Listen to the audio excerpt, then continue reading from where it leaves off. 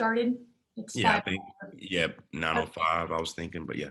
Okay, I'm gonna stop sharing my screen and remember, guys, to put your questions in the chat. And Patrick's our chair for the Member Benefits and Services Committee. He's gonna take over the program along with Donna Coates, who's our vice chair. Good morning, everyone. First and foremost, I just want to say thank you for taking time to be here with us. You could have been anywhere in the world and you chose to be here, so we really do appreciate that. With that being said, as you heard, my name is Patrick Warren. I work with ARC Realty, and I am the chair of the Member Benefits and Services Committee. And I think it's an absolute honor to work with this great team. And of course, Ms. Donna Coates, welcome to introduce yourself as well. Good morning, everybody. And I just piggyback on what Patrick just said. It is an honor to be a part of the committee, to do so much to try to help everybody in the market. I work for Heights Title. I'm a local title rep, so I'm here to help you out and assist with the bar in any way I can. Thank you so much for that, Ms. Coates. So not only am I a chair, but I also sit on the board of directors here at the Birmingham Association of Realtors. So it's a real honor to be able to do what I do and be able to give back to the community that I serve, not just in real estate, but also through service.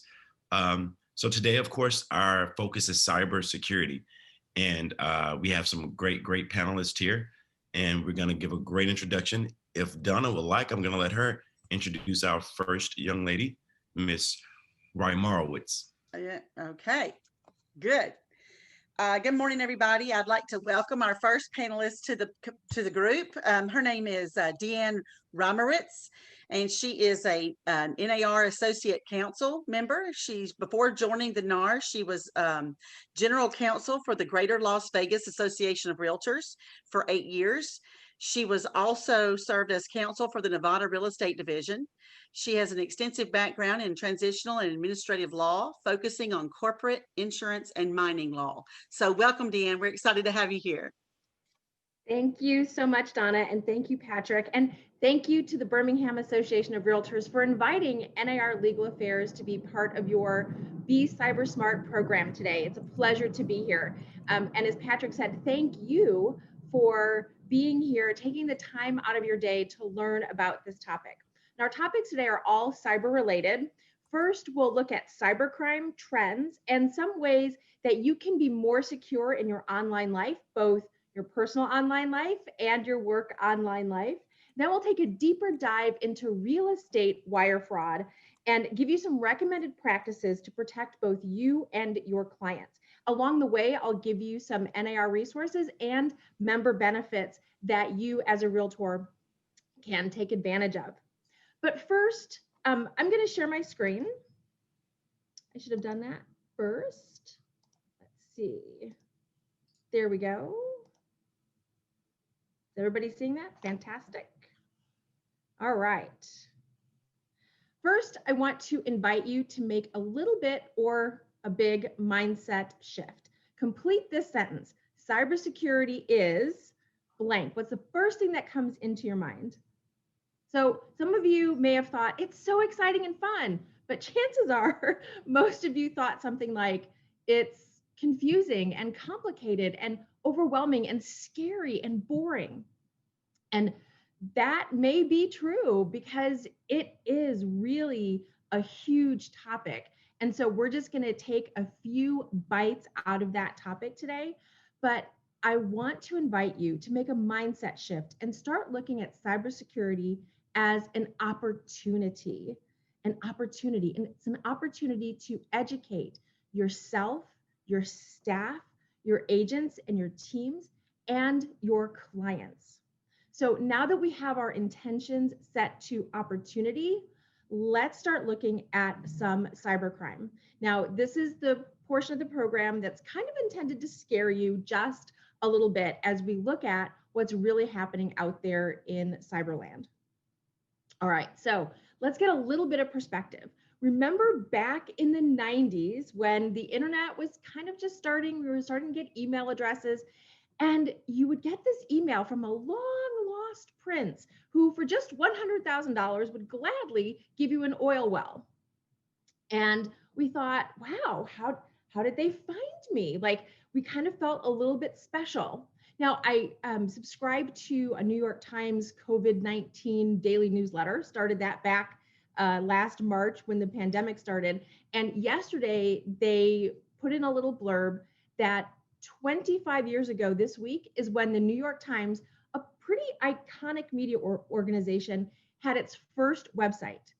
Think about that, just 25 years ago in 1996. And yet, we talked about opportunity. Those cyber criminals and hackers, they definitely have an opportunity mindset, because in the last 25 years, those first kind of, cyber attack emails from the long lost prince, that really opened the door to this flood of cybercrime and cyber attacks that we now see. So let's look at cybercrime by the numbers.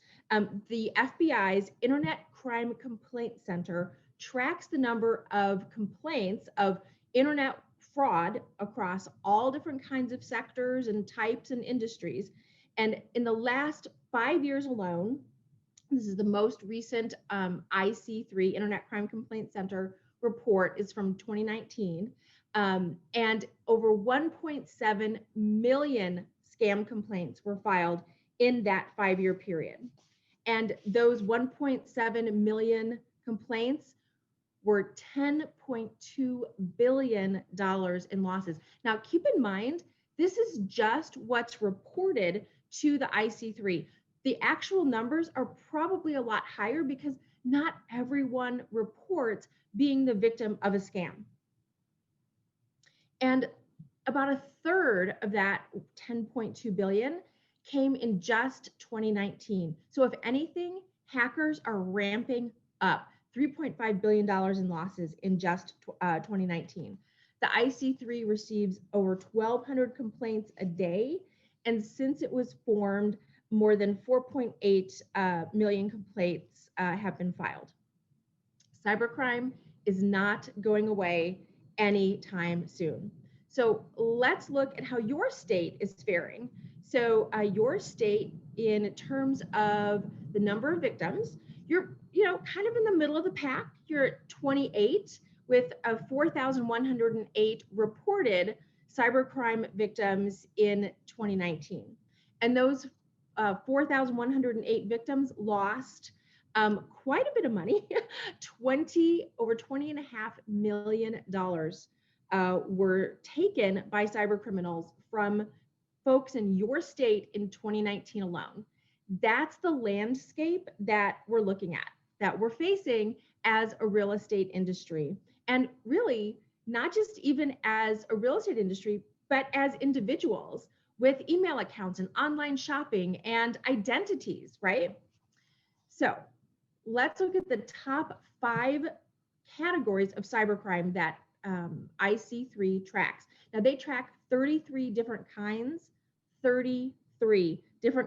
of cyber fraud. And number 1 is email compromise. So this is the scam where businesses working with foreign suppliers or businesses who regularly have wire transfer payments and email also that's scams that target individuals. Now, these are sophisticated scams that are carried out with the idea of compromising email accounts through social engineering or computer intrusion to conduct unauthorized transfers of funds. This is far and away the top email compromise. So this is, you receive an email that looks like it's from a reputable source. Hey, we just need to verify your information, or hey, we just need a quick payment from you to keep your account current. Click here to make your payment. The next is confidence and romance scams. Now, you may think this is just, someone, luring a person to another state and stealing all of their money, but it goes deeper than that. This is where a perpetrator deceives the victim into believing that the perpetrator and the victim have some kind of trust relationship, whether it's family, friendly, or romantic. As a result of that belief, the victim is persuaded to send money or account information or items of value to the perpetrator, or to actually launder money on behalf of the perpetrator. So a very common variant of this is the grandparent scheme, where A grandparent kind of knows their grandchild might be backpacking. Probably not so much right now during the pandemic, but when kids are away, oh, grandma, I'm stuck. Someone stole my purse. Can you just wire me $500? And they have enough details of that person's life to make it sound like it really is the grandchild contacting the grandparent. Because here's the thing, we put so much out on social media, and the scammers and hackers are looking at our social media pages to find out where we went to dinner last night, who we golfed with yesterday, who our friends and family are. They're very sophisticated, and it kind of makes you think twice about putting a lot of your social stuff out on social media. Okay, spoofing is number 3. This is where a scammer will use contact information that's deliberately falsified to mislead and appear to be from a legitimate source. So maybe it's, there's an extra E in the business name in the URL. Maybe there's a number is just off. It looks a lot like the phone number from the title agency, but it's just 1 digit off. Sending spoofed emails to make robocalls at NAR. We get this a lot in terms of people calling NAR and saying, hey, is this robocall about health insurance from you guys? Because the number looks a lot like your number, or they say they're from NAR trying to sell health insurance, and it's not. NAR does not do robocalls. The 4th type is investment schemes, where the hackers induce investors to make purchases based on false information. These scams usually offer the victim a large return in exchange for their investment. So this could be a retirement scheme, a Ponzi scheme, or a pyramid scheme. Now, number 5, are you ready? Here's what's a little bit scary. Real estate fraud is number 5 out of 33 different kinds of cybercrime that's tracked by the IC3. Number 5. This is absolutely a big deal for you, your agents, and your clients. So let's look at the legal landscape. How do courts deal with cybercrime? This will give you some idea into the potential liability you face if you become a victim of one of these cyber attacks. So in this particular case, this was a law firm, and they sued their bank to recover money that a hacker stole from the law firm's bank account by deceiving one of the law firm partners. So a partner in this law firm received an email purportedly from another partner in the law firm that gave him details about a client, the type of work they were doing for the client. They had, very specific information. And this email asked that the partner transfer $580,000 from their account, from the law firm's account, to the client's account. Well, unfortunately, it was a hacker, and the bank was located in China. The receiving bank was located in China, but everything looked legit. And so the partner wired $580,000. Now, very soon after doing so, they realized that it was a fraud, and they contacted their bank to stop the wire transfer. The bank refused to stop the wire transfer and instead said, let it go through, and then asked to get the money back. Now, the law firm said that the bank owed them a fiduciary duty, and the court disagreed, saying that the bank is not an agent of the law firm, does not owe any fiduciary or special duty to stop the wire fraud, the fraudulent wire transfer. And in that case, the law firm did not recover the money. Now, how could that law partner have verified? Well, he could have picked up the phone, right? Or sent a separate email outside of the email thread with the hackster. But just pick up the phone, call your law partner, say, hey, I've never gotten an email like this from you. Is this legit? And that other law partner would have said, no, it's not. Don't send the money. We've been hacked. All right. In this case, this is an interesting case. This involves four dealers. who had done business together before. So one Ford dealer placed an order for some Ford Explorers, 20 Ford Explorers, that they were going to, kind of swap between Ford dealers. And it was $736,000. So the purchasing Ford dealer received an email saying, purportedly from the operations manager of the sending Ford dealer, right, the one that had the trucks, and it said, okay, we're going to do this deal. Please transfer the money to this account. Well, the person who at the receiving Ford dealer realized that it was a different bank because they'd done business before together. He realized, gosh, this is a different bank. It's out of state, but didn't think to pick up the phone and say, hey, did you guys change banks all of a sudden? Because we've done business together before and this is different. So they got the 20 Ford Explorers, and then the other Ford dealer said, hey, where's our money? Well, we sent you $736,000. Here's the email. They're like, that's not our bank account. That's not us. And here the court said, look, we're going to divide responsibility, that risk of loss. You may be familiar with this concept, with real estate, who's going to bear that risk? And in this case, the court said the party that knew that something was off, they were in the best position to prevent the fraud from happening, and they did nothing. So therefore, they're going to be liable. So that is something to keep in mind as well, that if something looks off, follow it up.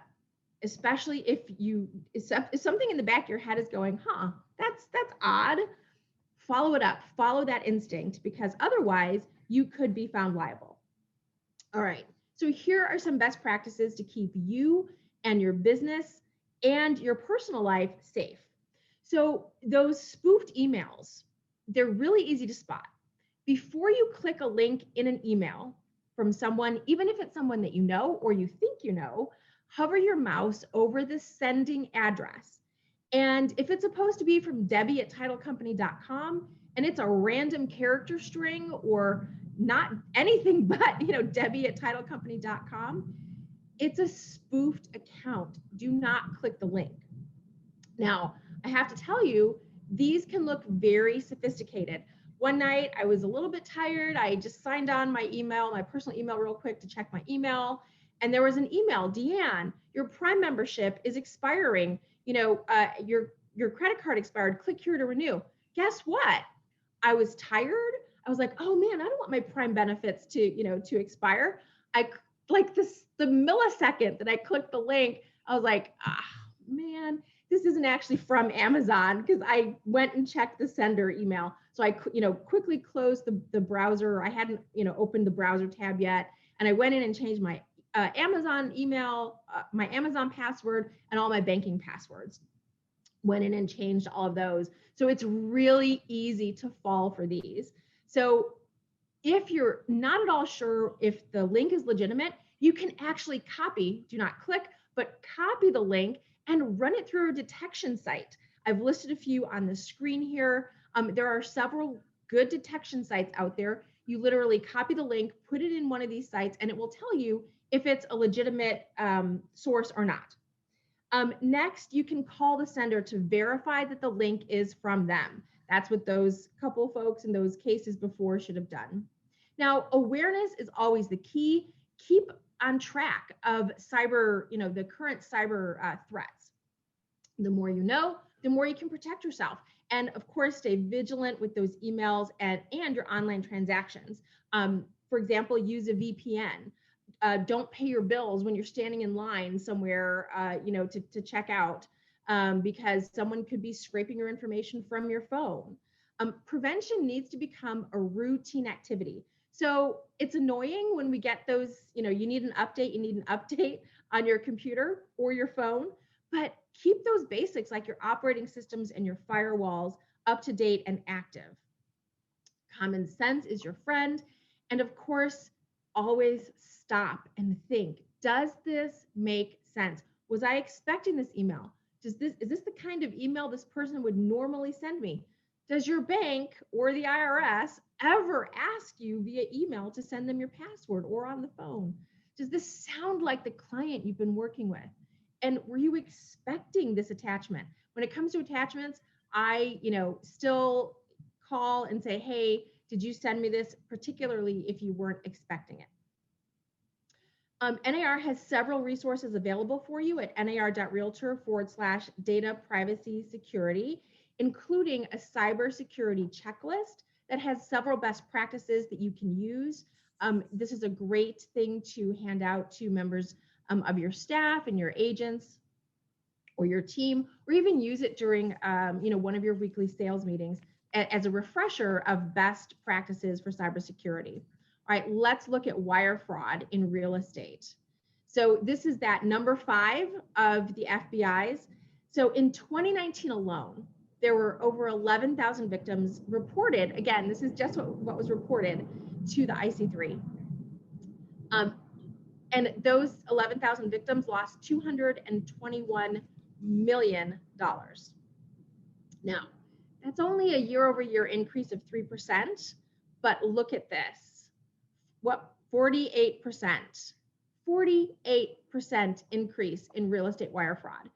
Real estate transactions are absolutely one of the prime targets. That's why we need to be vigilant in our transactions, especially when we are wiring funds. More and more transactions are becoming contactless, thanks to the pandemic. So here's how it works. The hackers watch websites like public-facing MLSs, Realtor.com, anywhere where they can see that there's a pending sale. Then they go in and they create profiles. They look at the agents, the broker, the title company, the attorneys involved, and the parties. They create profiles. Remember all that information we're putting on Facebook? They're going to use that. And then they hack into email accounts. And then when the moment is right, they just sit back, wait for the parties to get just about to the closing table, and then they pounce when the moment is right, and they send falsified wiring instructions to, usually it's to the buyer, for them to divert their closing funds or even their earnest money deposits to the hacker's account instead of the title company's account or the broker's account. So there was an actual case. There's several actual cases, but this one I thought was very interesting. In this case, fake wire instructions came from the listing agent's email account, but the agent claimed she never sent the fraudulent wire instructions. What she had done, however, was forwarded a fraudulent email to the buyer's spoofed address. So the hacker created multiple spoofed accounts, including a spoofed account for the buyer. And the agent said, well, yes, I did forward a fraudulent email, but I forwarded it to the wrong account. And in this case, though, the agent then confirmed to the buyer to go ahead and wire the money before closing without verifying those instructions herself. And the jury found the real estate agent in this case 85% liable because, again, she said she didn't, she said she didn't forward it, but the buyer did receive fake wire instructions from the listing agent's account. And the judgment against the real estate brokerage was $167,000. So this case is, again, a cautionary tale that if something doesn't look right, if something looks out of place, absolutely verify using separately obtained information. I think that's an important point to make. Don't click the links in the emails. Don't use the phone numbers in the email to verify, because guess what? You're calling the hacker. And of course the hacker is going to say yes. That is correct. We did change this at the last minute. So use a separately identified phone number. All right, so here are those best practices to prevent wire fraud. Educate your buyers about possible scams at every opportunity. Even educate the sellers.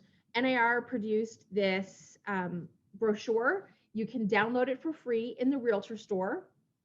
It is printable. The reverse side is blank, so you can add your brokerage information.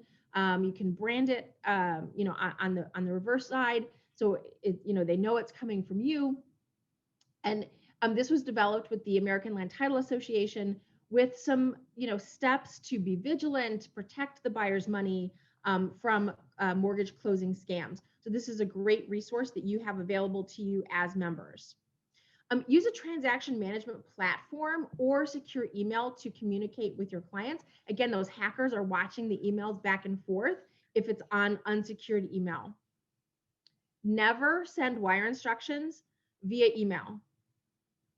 And make sure that the title company knows this, make sure that your clients know this, that they should not be receiving wire instructions via email.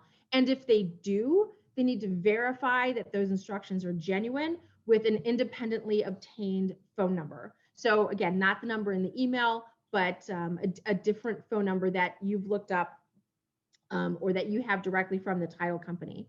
And then use smart email practices. Again, double check the sender's email address, call the sender if you don't know whether they sent the email, monitor your email account for any unrecognized activity, keep your operating system and antivirus programs updated, avoid using unsecured Wi-Fi. So I was sitting in the Santa Barbara airport. This was before I worked for NAR. I was on my personal computer, used the Wi-Fi at the airport, went in to check my email. Usually I can get into my email without entering my password, but today they asked for my password. Okay, luckily I remembered it and entered my password. Within minutes, I was getting texts from friends. Hey, did you send me this email? I think someone hacked your account. It literally took minutes. I went in, changed my email account, and posted on Facebook, hey, if you get an email from me, it's not me, don't click the link, all of that. Literally within minutes using public Wi-Fi. Use a virtual private network on your laptops if you are using hotel Wi-Fi or public Wi-Fi. The free ones probably aren't the best, but there are some very inexpensive options out there that will help mask and protect your information. Of course, we also recommend that you include a wire fraud notice in your email signature. NAR has done the work for you. We have a sample here on the screen that's also available at nar.realtor. And you can put this in all of your emails so that clients know that, and everyone knows, anyone that you're emailing knows that you are being vigilant about wire fraud and inviting them to be just as vigilant and educated. Use strong email passwords for all of your email and online accounts, and use different passwords for different accounts. I have to admit, before I started doing this, I had the same password for a lot of my accounts. So because, hey, it's easy to remember, right? But here's the thing. If a hacker gets an email from one account, they have software, they can put it through and find accounts that match the username or the email and that password. And guess what? Now they have access to multiple accounts. So use a different email or different password for each account. It should be at least 8 characters, but 15 is better. I was just reading last week. A lot of cybersecurity experts are now recommending 20 characters or more. You can use a vault like LastPass to remember your passwords for you, because that long they sometimes get unrememberable. A mix of letters and numbers, uppercase and lowercase. You can use passphrases. That might be a little easier to remember. At least one special symbol, and use 2-factor authentication whenever it's available. And that's where they send a text to your phone with a code that you have to input on the website. And here's a very exciting member benefit that you have as realtors, and that is an insurance policy that covers third-party losses. Now, there's a lot of cyber insurance out there. Cyber insurance is not a new thing, but take a look at the coverage that you're receiving. Most insurance policies cover what we call first-party losses. That's your direct losses. So let's say someone sends an email to your payroll person. And suddenly, the payroll person falls victim to the scam, and now your funds have been diverted to a hacker. That's an example of a first party loss, because it's your business engaged in the activity that resulted in the loss. A third party loss is it's someone else's money that was lost because of something you did. So when it's someone else's money, that might not be covered, but NAR has done the negotiation for you, and cyber policy, which is an NAR member benefit, will cover third-party losses. This is a very customized insurance program for real estate, and you can receive discounts on your monthly premium, higher coverage limits for phishing scams that target your clients, and other cyber crimes and more. You also get support to quickly restore your business operations should you fall victim to a cyber attack.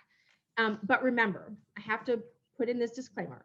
Cyber insurance of any kind, whether it's cyber policy or something else, is only a supplement, right? We have to keep up those risk mitigation practices that we've talked about today.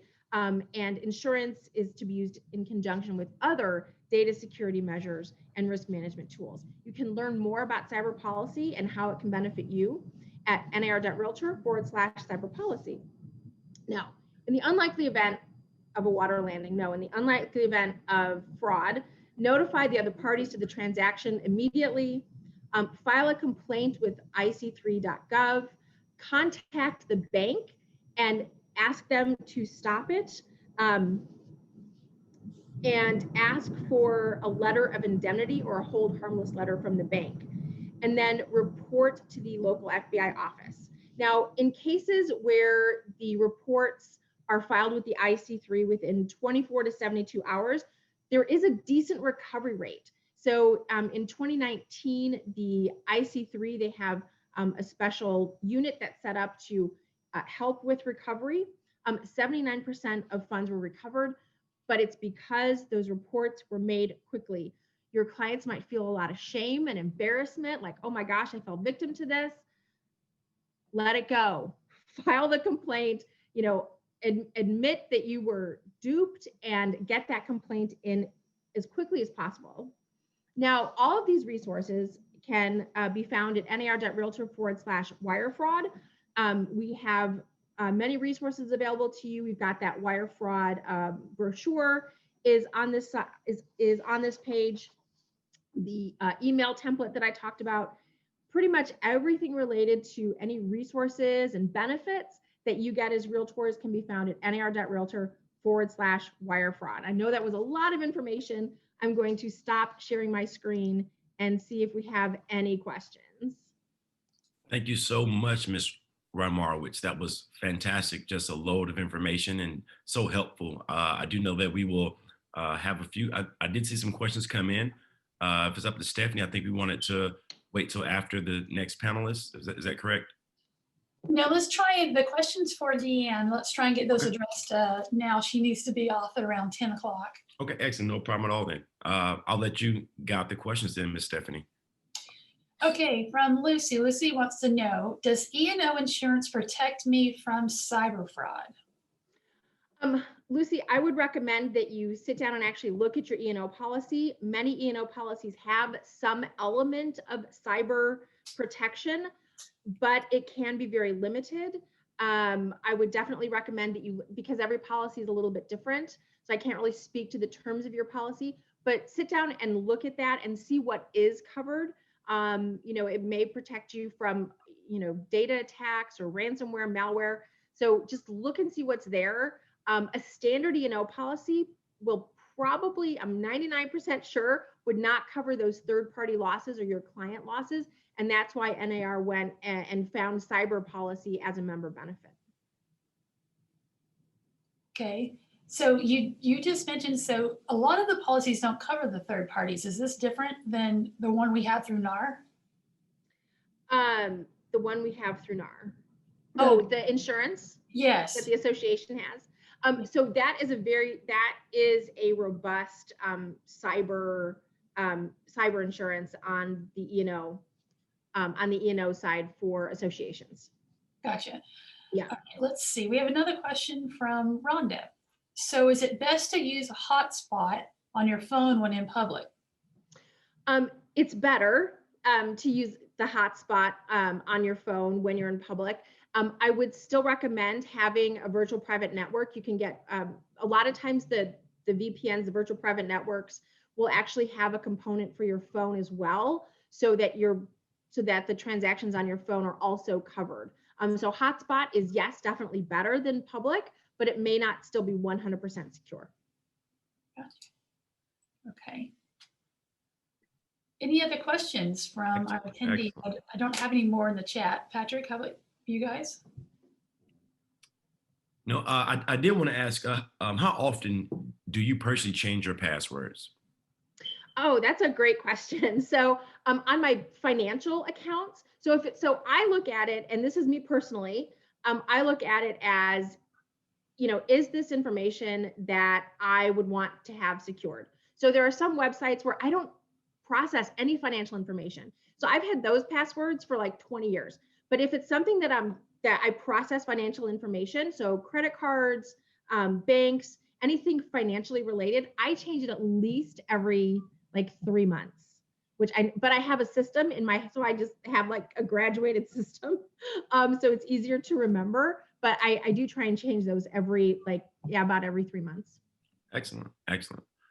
Once again, just thank you so much for your time. I know you have to get off the call, and we have another great panelist, and also want to introduce another amazing person, our new CEO, Miss Amanda Creel. If you are available, we'd love to hear from you for a few seconds. Let me go see. She might be in a meeting with Chris McCain. Maybe make your announcements and I'll go check on her. All right, no problem at all.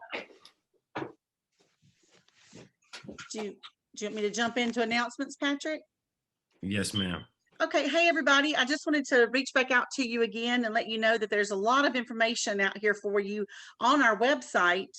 Want to let you know there's birminghamrealtors.com. There's regular updates there. We've got a calendar. There's lots of new programs for 2021 that are going to benefit you. And so many of the programs are free and part of your member benefits. So make sure you don't miss the opportunity to check those out. Some of the new upcoming programs are going to be leads and prospecting, portal training, RPAC educational drive-in breakfast, We Love Realtors Day, government affairs, get to know your local elected officials, and the loan process and the realtor's role. So you see, we've tried to get a vast variety of things that might be of an interest to you, and hopefully those are going to be something that'll benefit you. And again, those are free programs. So be sure you go out to birminghamrealtor.com and click on the calendar so you can see upcoming events, and let us know. Patrick and I, either one, we can help you out and navigate through that if you have any questions. So Thank you so much, Ms. Coates. Amanda's back with us. All right, excellent, excellent. Well, ladies and gentlemen, I'd like to introduce our new CEO, Miss Amanda Creel. Hey guys, I just wanted to stop in and say hello.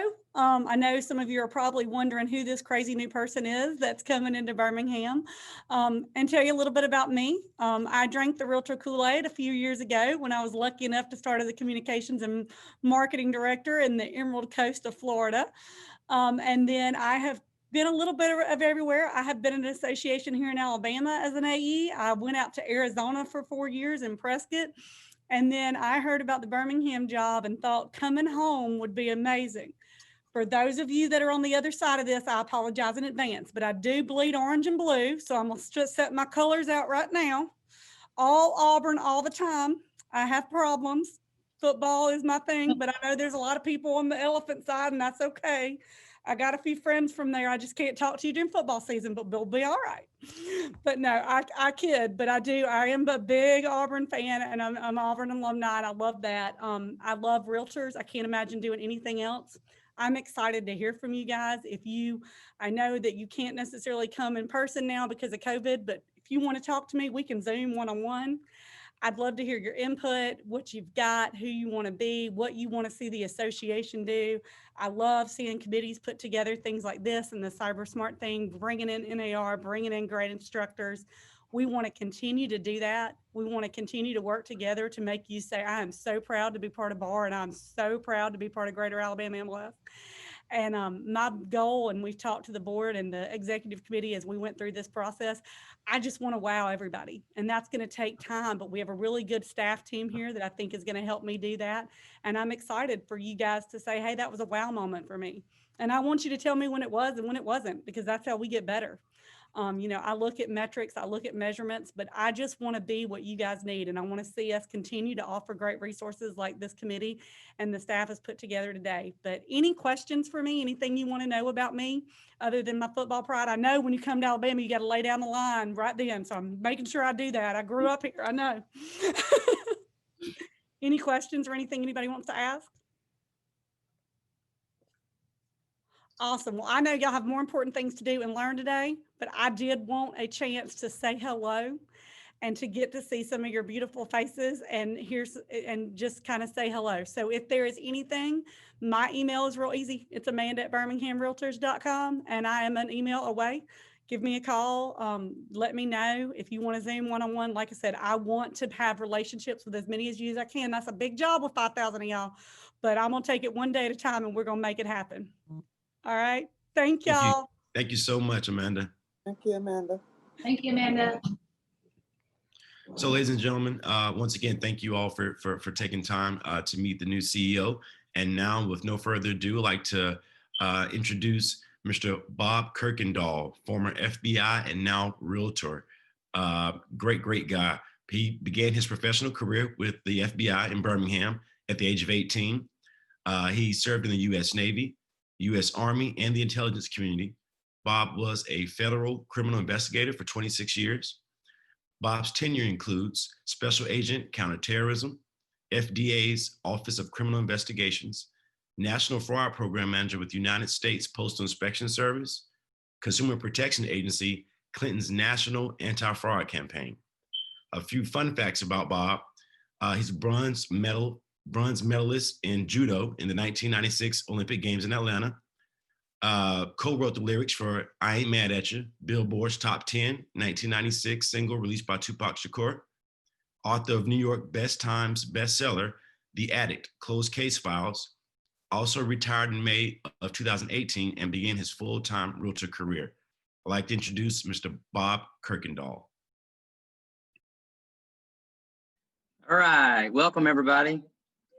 So any football fans, I'm also an Auburn person, as is Patrick. I'm gonna go ahead and out you, Patrick. Absolutely, through and through. There's always one person that knows a lot about the plays and what they're doing, and then there's the other guy, the color guy. That's what this is today. I'm just the fluff guy. So Deanne, everything, with one thing I'll throw out there that we can think about. But I'm like, oh, I wish I would have thought to say that. That's great. That's good. Like, she's perfect. So that information was fantastic. So if you want to fast forward to half of this video to go back and watch it to refresh later, I'd stick with the first half. So one of the things I want to start by doing is, and I'll tell you that you got saved a 15-minute fantastic bio. My bio is phenomenal. Years ago, when I spoke for the government, I wish I could see everybody because I don't know if you all are understanding my sarcasm. So I need to figure out how to look at everyone. Patrick, let me know if I'm losing anybody. Years ago, I did a lot of speaking for the government. And I realized quickly that the facilitator, like Patrick or whomever, would say, hey, I need a bio. And I realized pretty quickly, they're just going to read what I give them. Like, I've never in 20 years had someone say, is this really true? And this is called a buddy scam. And this is like when someone hacks your Facebook and you think, it's not a big deal, but then they use you to scam your buddies. Okay, it's a buddy scam. When you bring someone into your scam, it's one thing to be a criminal and a scammer and to hide, but it's much easier to just funnel your scam through another unknowing person. So my bio, pretty fantastic, but it's a great example and a way to get us warmed up in the fraud arena. I started with the FBI when I was 18. Hopefully somebody thought they ain't giving a gun to an 18-year-old. Okay, I was 18. I worked in the mailroom for the FBI when I went to school at night, but nonetheless, I did start with the FBI when I was 18. I got my undergraduate degree at the University of Alabama. It says in my bio, it was really UAB. No offense to UAB, but Alabama sounds, better. Still a true statement. I left the FBI, took a leave of absence to join the Navy. I was an intelligence analyst. I subsequently 4 years later, switched over to the Army, also in the intelligence community. About a month ago, my daughter, who's 24, came in. She had been out with her soon-to-be fiance, and apparently they had some wine. They were at his parents' house, apparently talking about me. So it was about 11 o'clock. She wakes me up. She goes, "Dad," and the fiance standing beside her. She goes, "Let me ask you a question. You started working for the FBI when you were how old?" I said, 18. She goes, "Weren't you in the military?" I said, "Yeah." "For 8 years?" "Yeah." "In the Navy?" "Yeah." "And 4 in the Army." "And where were you?" "I was in Virginia mostly." Well, I can see the look on his face. He's thinking, dang, my father-in-law's a CIA agent. So anyway, that's kind of true, but not really. Again, I'm warming you up for how fraud is working these days. It's not the cyber hacker that we all see on television with the lights behind them and the streaming, and the pegging on. It's not that. It is this. This is what's getting us in trouble. I did go to Washington, so I was involved in a program. Oh, this is kind of interesting.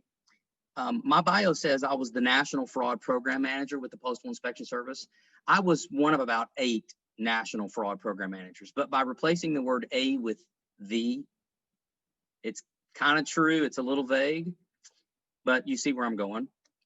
When Clinton, right on the heels of the Lewinsky scandal, Clinton needed something positive, and they came to me. I was working on this fraud campaign, and Clinton launched it. And he called it the most ambitious anti-fraud campaign in the nation's history. And he said that because I wrote it. And he just said it. I wrote it, and he just said it on a Sunday morning radio address. It was like, and then for the next 15 years, I said, this thing was launched by President Clinton, who called it the most ambitious. Yeah, because I told him to say it. It was crazy. Yes, I'd left after 9/11. I wanted to get back home. I took a counterterrorism job with the FDA's Office of Criminal Investigations.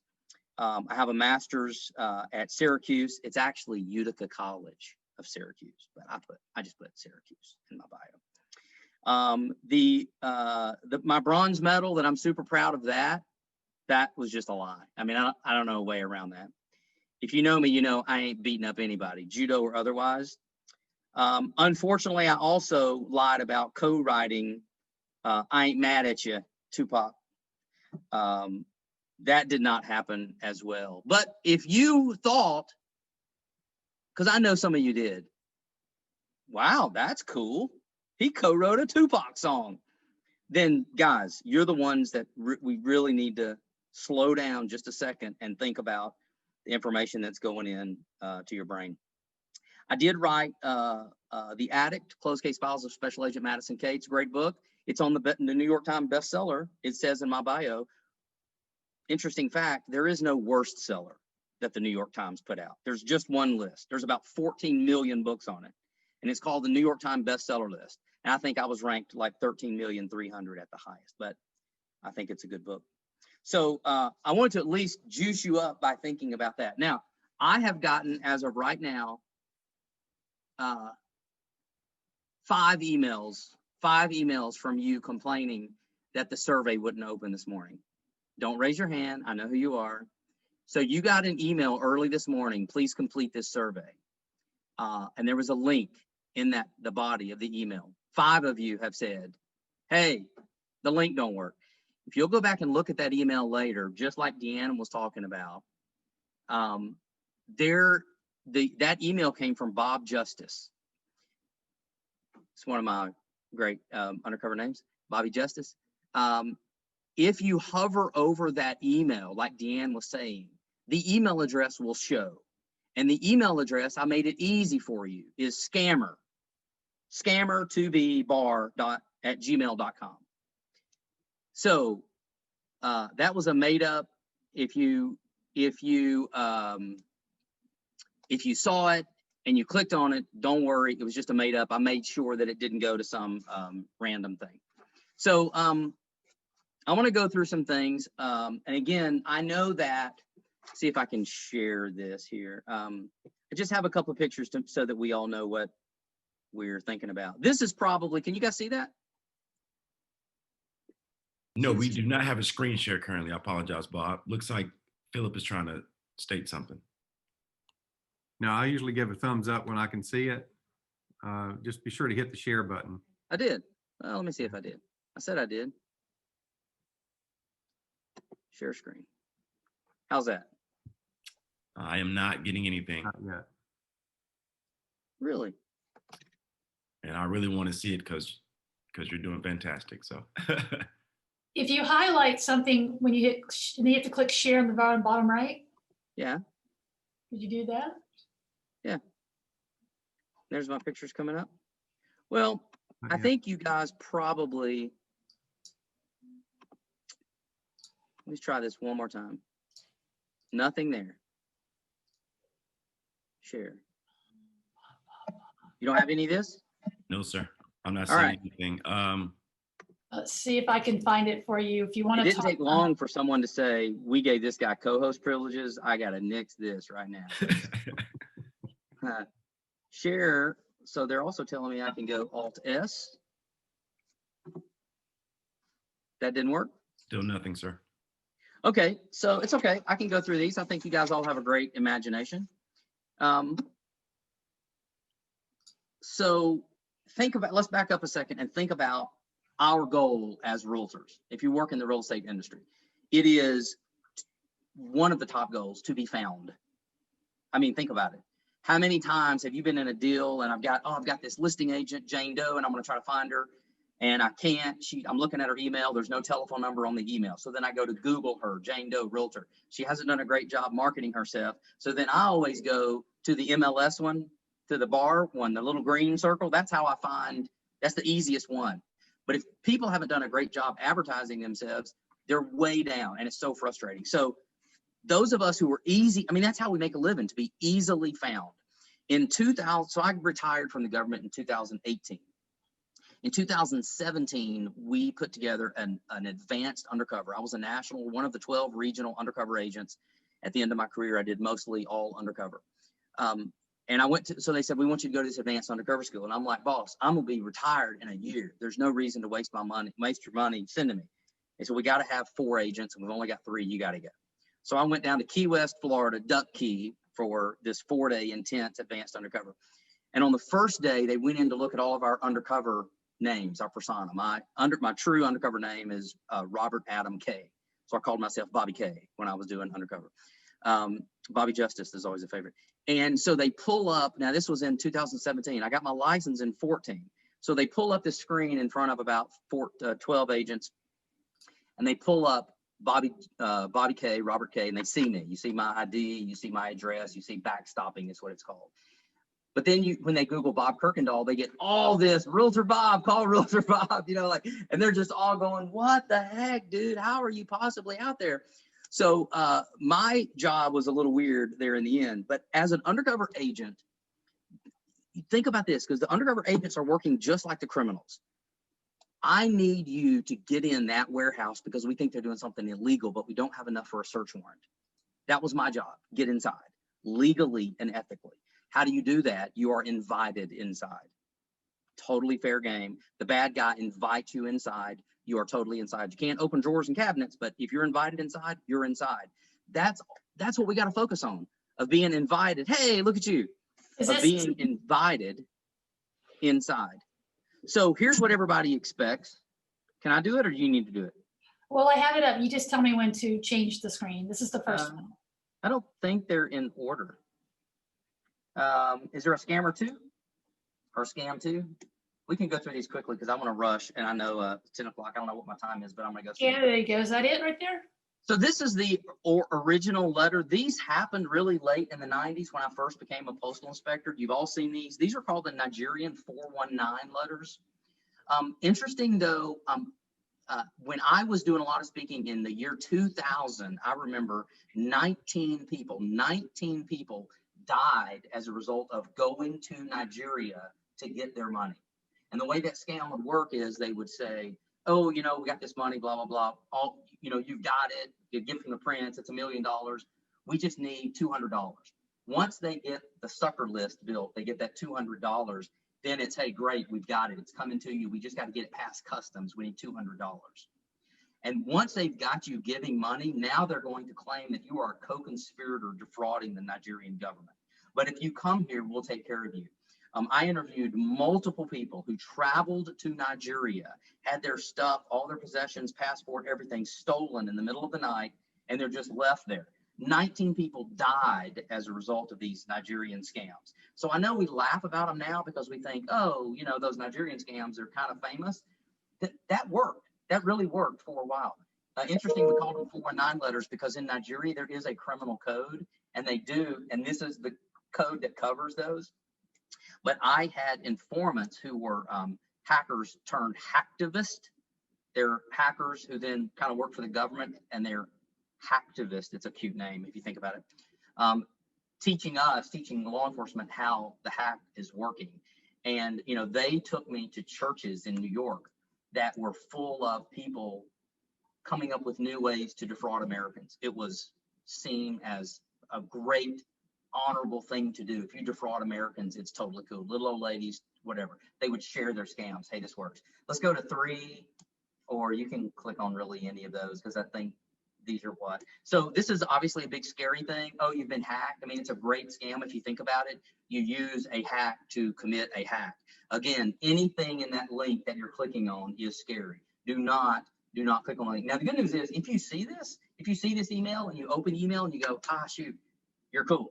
You have to, typically 99% of the time, you have to click on something to activate that malware. So don't freak out if you get the email and you accidentally open it. McDonald's is the same. That one is the same. The Amazon is the same. My informants back in the day said, you know, with Americans, it's stuff and it's money and it's scare tactics. The food is interesting. I once had a guy tell me, the easier the better. You know, you could say you want $1 million, you just have to fill out this form and you get this or you get that. But the easiest thing to do for stupid Americans is to say something very easy they can wrap their brain around. Hey, here's a coupon for a free cheeseburger. That will work more because we go, cool, cheeseburger, click, and you're done. So the number one, let's go down to the dating site, which I thought was kind of interesting. Dating sites are a big source of hackers because you think about, you're telling your potential soulmate about yourself, your favorite color and where you grew up. And this is all stuff that's used. Another interesting, think about this. On Facebook, have you ever done it? Patrick, go ahead and nod. I know you've done it. You know that thing that says, hey, your adult entertainer name is your first pet and the street you grew up on. And people actually fill that out. Pee Wee Midway. Okay, yeah, that's kind of funny. Well, guess what? You know what 2 of those security passwords are for your financial institution? What's your first pet? What street you grew up on? These are being actively used to find, to run and fill that out. Now, it's not, I still can't do this. Let's just do a funny one at the very end. Let's go down to that, a copy of it's up there, the text. This was about 2 months ago. This is a phishing kind of thing. This came from our office manager in Hoover. And the text said, her full name, office manager, ARC Realty. You know, it's like, so like literally I just pick up the phone and go, Dan, what's up with I'm sure, is this a scam, right? So here's the thing. This was a gift card scam. I need you to call me right away. I need you to go get these gift cards. I'm in a meeting. I can't do it, blah, blah, blah. So I did what I do not recommend you do, and I play back. Before I forget, you should know there are things called sucker lists. Sucker lists are very, very valuable. Fraudsters sell sucker lists to other fraudsters. They're very valuable, sometimes like $100 per person. But it's the person that you know is going to respond to you, the person that's already been shown to open the email. So anyway, so go back to this text, and I was like, I'd love to help you, but I thought you died last week. I'm confused. Did I dream that? And then they didn't stop. I need Amazon gift cards right away. And I was like, literally, I took a photo of you in the coffin last Tuesday at your funeral. So I'm so confused. So I don't encourage you to do that, but just know that once you respond, if you respond, you might very well end up on a sucker list. So let's don't do that. Okay, let me go through some quick things. I was once on can you get rid of my share thing? I was once on a committee in Washington. It was a child exploitation conference in Washington, 4-day conference. For 4 days, we talked about child exploitation. Not one time did anyone say, here's what we do about it. Here's something we can do about it. It was so depressing and not someone. So we want to do that for sure. So the goal of a cyber criminal is to find out everything they can about you. The goal of us realtors is to share everything as possible about us. Here's how to find me. We also, one of our goals is to share the biggest value that our clients, our trusted clients have is their house. We're sharing photos, address. You know, it's so easy to go to tax records. If you don't do it, it's great for your business. Shelby County Tax Portal, Jefferson County Tax Portal. You can easily get square footage, address, name, when they bought it. Once you do that, please do not subject your clients and your new friends to now sharing or people having their information. An email, when they see your email that this house is listed on Zillow, not even an email, Zillow, they can white page, call the people, hey, I'm from the closing department. Okay, so Deanne talked about that photo, that pamphlet earlier. I think that's great, and I think we got to do it at ARC. And Donna, whether that's going to have heights or whatever, but we got to do that because it takes off some liability, but also one pamphlet to say, I'm never going to ask you for money for wiring. So we got to all do that, or take advantage of that pamphlet. That's genius. We need to advise people early on, hey, I'm going to be sharing pictures of your house. You all know, because it says it right in the listing agreement. Make sure your personal stuff is off there. But how easy it is for people to get white pages, social media, tax records. We really need to keep this close to our heart because you do not want to be the person that is in the middle of a buddy scam, it's called, by the bad guys, right? So we got to help protect them from that. And that pamphlet is critical. And Deanne was genius. And I'll take full credit for that pamphlet, but she already did.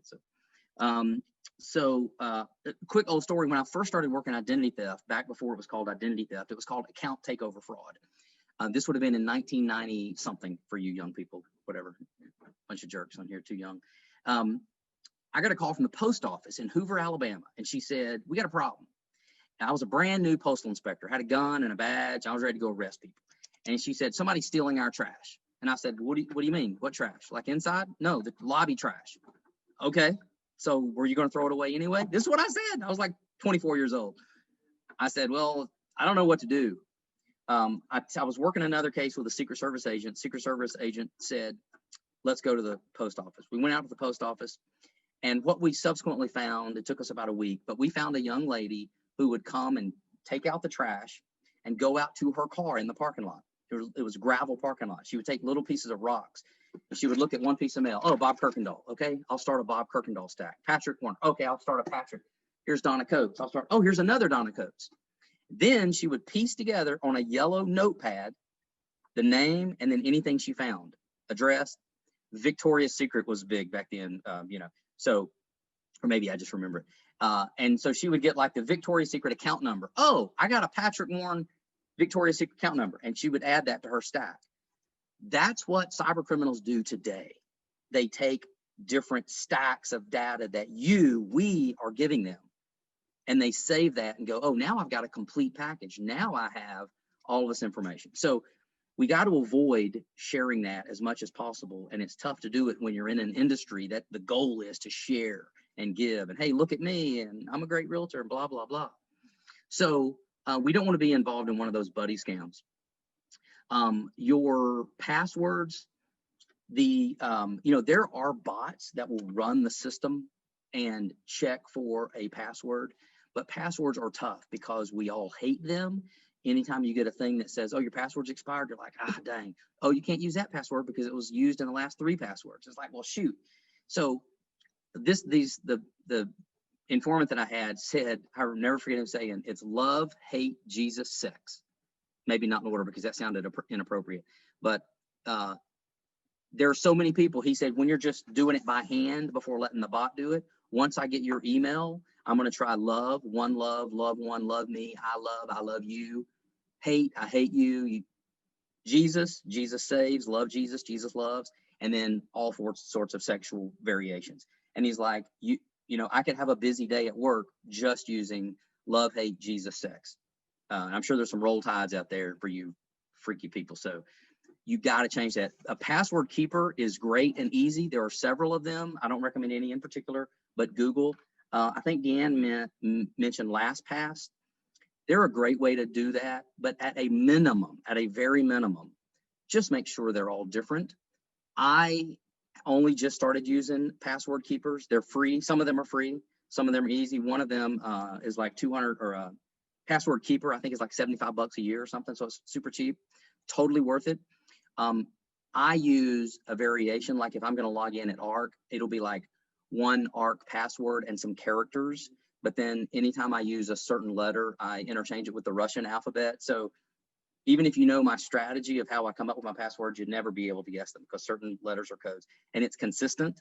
But just, you can't get lazy on that. You can't get lazy on passwords. It's worth taking an hour to fix all your passwords.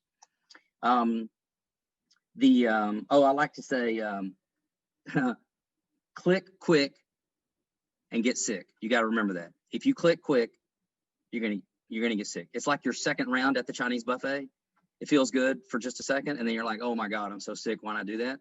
That's what happens when you click quick, whether it's an email, whether it's a virus, whether you're loading, whether it's an active malware that's put in there. We got to just pause for a second. You've got to be concerned about these people that we're working for because of us having their stuff stolen. We've got to, if you're using Windows 7, I know it's a pain. People say, oh my God, I don't want to upgrade my iPhone because then it slows. Those patches are in place for a reason. You've got to upload, whether it's your computer. If you're still using Windows 7, your stuff don't exist anymore. It doesn't work anymore. You got to upload. You got to upgrade. When those iPhone patches come out, I know it's a pain. You need to do it because those patches are there for a reason. So we got to pause. If you click quick, you get sick. You're gonna get that shoot feeling. Okay, so let's don't do that. Quick thing about the landscape of law enforcement, which I feel really bad about. Deanne mentioned some stats earlier. 221 million. I have no reason to believe that's not true. 221 million in fraud last year, whatever year that was, with 11,000 victims, 11,677 victims. The sad truth of it is, if you do the math, if they all got defrauded the same amount, that's $19,000 per victim. You are not going to get prosecution. You're not going to get prosecution. When I left the federal government in Birmingham, the Northern District of Alabama, they needed $500,000 worth of fraud in order to prosecute someone. 500,000. So if your victim, if your client or you gets victimized because of some easy little thing that we could have paused and fixed, do not count on it getting criminally prosecuted. It is simply not going to happen. There is the IC3 database that Deanne mentioned is a great and wonderful place, the IC3. I have a personal attachment to the Federal Trade Commission's Consumer Sentinel. That is one other picture. I'm so sorry, but can we try that one? Because that is something I'd like for everybody to write down. It's ftc.gov, Federal Trade Commission, ftc.gov. I had the honor of running that database for 1 year in Washington in 2000, right before it should be the last one. There it is. So ftc.gov is a great thing. The difference between IC3 and ftc.gov, FTC is a non-criminal agency. Okay, they're a civil enforcement agency, but they created the Consumer Sentinel so that every state, federal agency in the US and Canada and a couple of other countries have access to these complaints.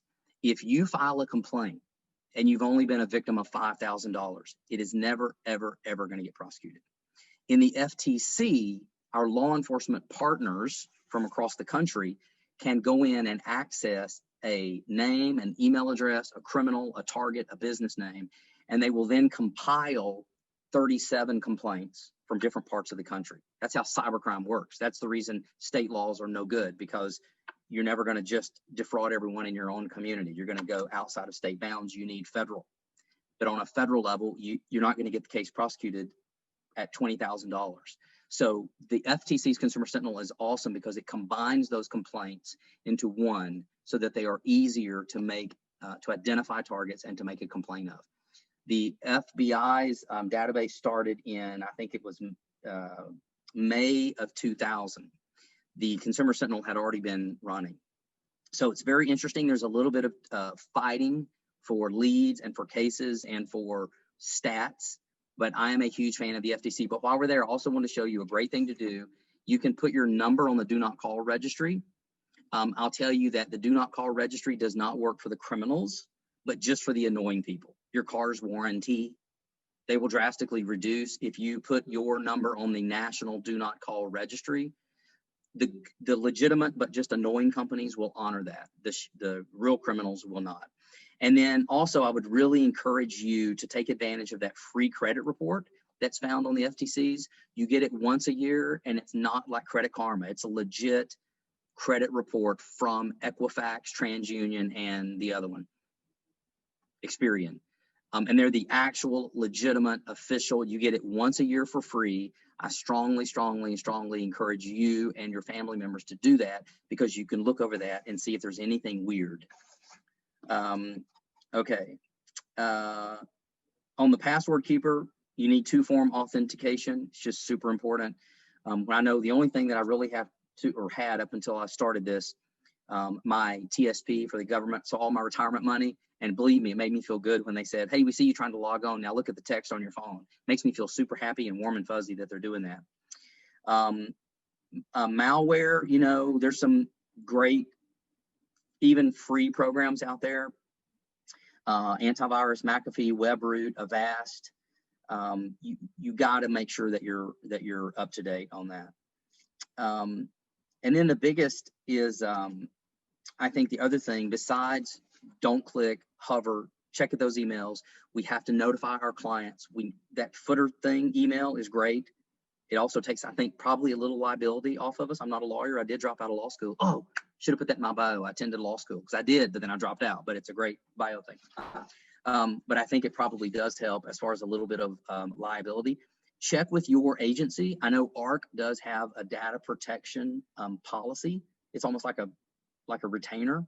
I know ARC has that. Your agency probably does as well. So it only works if you notify. And people, when they click on something, they go, oh, shoot, get that click quick and get sick feeling, you know? We've got to get over that. We've got to realize that we're all going to do that from time to time. You know, I do it. I'll open something. It'll seem super relevant to something that's going on. And it's like, snap, I shouldn't have done that. But we have to encourage our employees to report to the parent agency as soon as something happens. And we need to let them not be embarrassed about it. I mean, that's, I think, our job, to let the people that are working for us know, hey, please be safe, but we get it. Like, we're not going to slap you in the wrist if this happens, because we know it happens. We got to make people not be afraid to let us know, because a lot of times, as soon as it happens, they can go in and retrieve those emails and make that not happen. The bots that do like things that are sent over email, my biggest thing is don't buy anything. If you're in public, just wait. We've all been spoiled as Americans. We want it right now. Just wait till you get home to buy whatever you're buying. But just know, when you start sending important stuff out, like wiring instructions, you know, wiring instructions have a country code, a financial code, 2-digit check code number, and then an account number, usually like maximum 34 digits. There are programs in place that do nothing but just scan open emails looking for, it's just like people search Zillow these days, boo Zillow. And they're searching Zillow, and if something meets their filter, then it pops up. Exact same. The computer does that. So those important numbers, bank account, routing numbers, it's like saying, I hate President Trump with Alexa listening. You don't know where that's going or who's hearing that. So you got to be super duper duper careful when you are sending any financial stuff, because the bots will do it.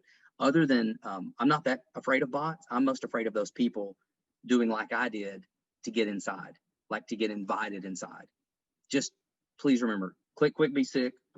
Don't invite anyone in. Don't help these people do their job. This is their job. I've been in churches where the whole congregation was there to learn how to defraud Americans. That's going on in America right now.